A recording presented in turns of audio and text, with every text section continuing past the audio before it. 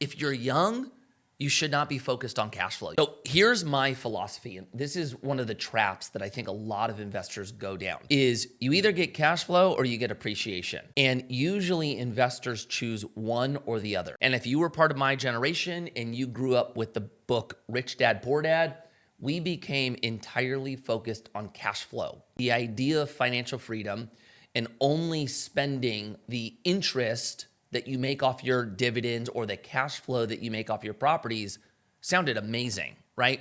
Here's the challenge to it. If you're young, you should not be focused on cash flow. You should be focused on appreciation or building your wealth. And what you typically see, the natural evolution of an investor from 20 to, let's call it 50s, you're usually entirely focused on wealth build. And then as you start gearing up towards retirement, you start wanting passive income more and more. And then you start seeing a shift out of whether it's growth stocks or appreciation play in real estate or however you're viewing your wealth build and moving into purely cash flow. Here's the challenge.